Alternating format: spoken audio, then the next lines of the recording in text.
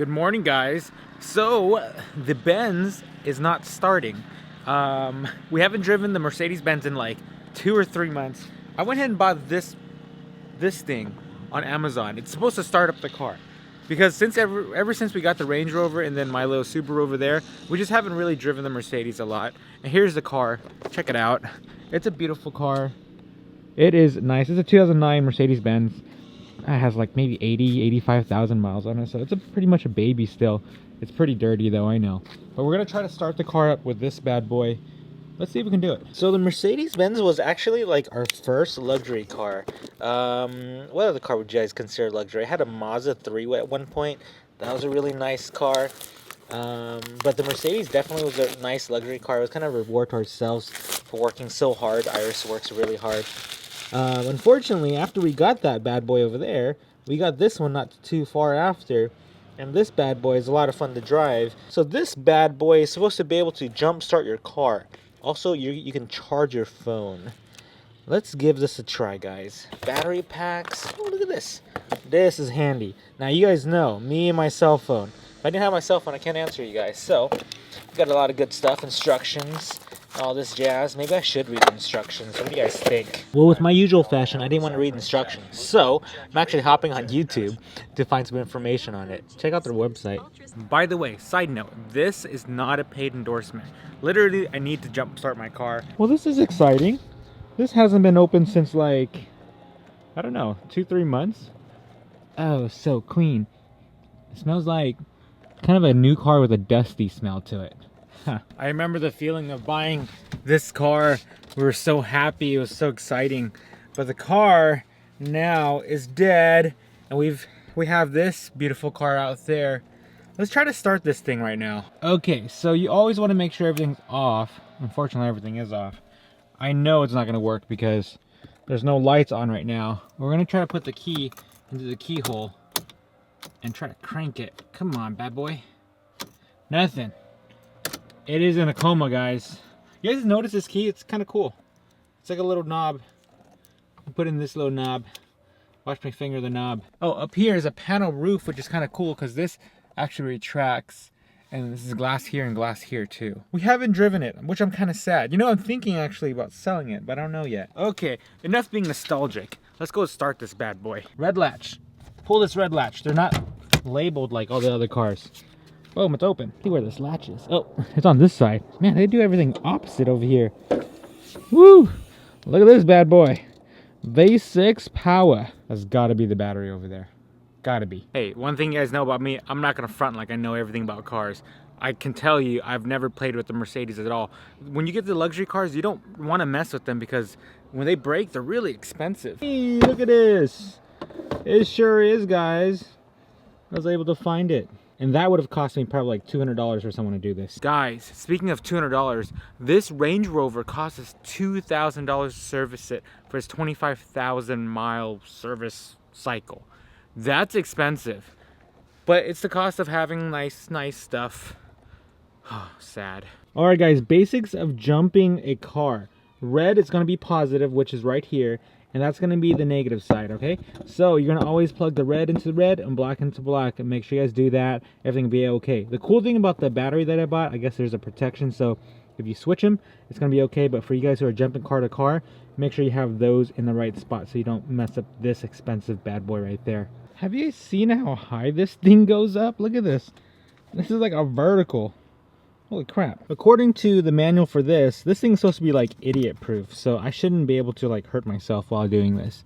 But they said pretty much to plug this in one at a time. Go ahead and to remove this plastic piece of the red. I managed to get the negative in and the positive in. They said pretty much press this blue button, or actually the power button, and it should show up. Shows 100, no error message here, it means it's okay to go. So I'm gonna head over to the car, I'm gonna start it. Key in, turn the ignition. Oh, it is not starting. So we know the car won't start, but the battery's probably pretty dead. This thing comes with a manual override right here. So the manual override allows you to hook these up just like real jumper cables. So right now there's power going to it. So the idiot proof that I was talking about is overwritten. So assuming my education level is good, let's try to start the car now. Ooh, look at that. See, that comes up, power comes up. turn down the radio because we know it's full blast. Let's turn off the AC. Turn off all of your power electronics. This is gonna be off. I'm gonna go ahead and click that, make sure that's off, this is off, and go ahead and start the car up. Ooh, it's a struggle. The battery's really dead. Really dead. I'm gonna give it another few seconds. Let's try it again. Oh. The battery might be too dead for it to go. All the lights are blinking over here, so we know there's power going to the battery. But we also do know the battery's pretty dead. Let's see if this starts up. Ready? Yeah, I don't think it's gonna start, guys. The battery's really dead. We might just have to replace the battery. But at least we know that we can use this little jumper and override it if we have to. The battery is super dead, so I think we're just gonna have to head to the grocery store, or I mean to the AutoZone store. I'm hungry, I guess, and buy a new battery. Find good gloves, guys. They're not actually that expensive if you guys look online, like Amazon. I think I bought these off Amazon. And I used to have the mechanic gloves, but those are those are like my outside gardening gloves. All right, guys, I'm supposed to take this battery off, lift it with my non-strong arm. Ugh. Thing's heavy. Okay, I got it. Well, this is how the battery looks, officially from Benz, but we're gonna go to AutoZone and grab a replacement battery. Well, when I was in college, I used to work on my car a lot, like my Camaro. We used to work on it so much.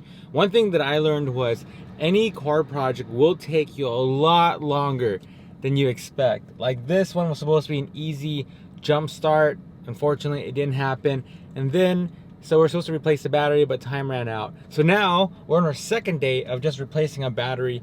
When I thought about it, I should have just called Roadside, because Roadside will actually replace the battery and bring it to you. But I miss working on cars. Like, I don't work on my cars as much as I used to. So let's go to AutoZone. It's a parts store. I don't know if you guys have AutoZone where you guys live, but let's do it. One thing I love about going to car places like AutoZone, you always have really sick cars here. This is a really nice Integra. Mustang here too. I like it. Look at this bad boy. Nice, huh? It's also girl owned. I just picked up the battery. It was like $218. It's expensive.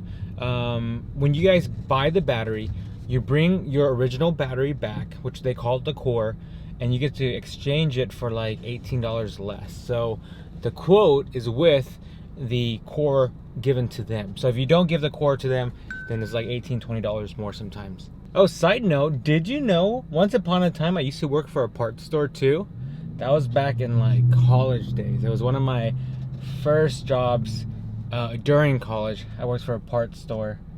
Those were the good old simple days, that's for sure. Let's get this battery in.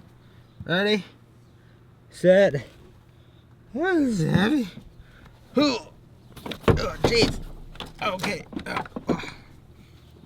Okay. There we go.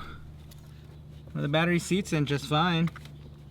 There we go. Just good like new, I think. So far so good. Before we close up the engine bay and put all the nice fancy plastics, let's go start the car just to see if it works or not. All right, let's start this bad boy. Ooh, sounds good. Make sure the AC's off. The ignition, AC still off. It is alive. It is alive, guys. The beast starts. And correction, it's 100 degrees, hot enough. Well, I'm happy the car finally starts. It's been a while since I started this bad boy, but it's up and running. No weird sounds out of it. Let's listen to this. Well, that's good. I'm gonna let the car run for a little bit before I put the caps on, just to get the oils and all the fluids running back through the engine again. It hasn't been started in like months, so let's wait, and then we're gonna put everything back and go for a drive. Down? Oh, there we go. Hold the button down. Oh my goodness. It is so dirty. So I'm gonna take the car around the neighborhood a few more times before I hit the main street, just to make sure it's safe. Everything feels nice and solid. There's no weird sounds. I got it up to about 35, 40 miles per hour. So now I'm gonna hit the main street and see how it runs there. Yeah, guys, that's about it. The Mercedes is actually running, so I'm really happy about that. Just got to get it cleaned.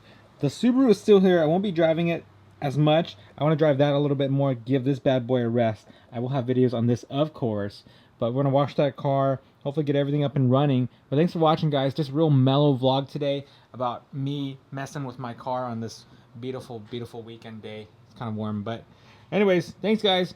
Fist bump this way this time. Talk to you guys later. Holy crap! Camber. What the hell is this? Recently, there's been this epidemic of camber on cars.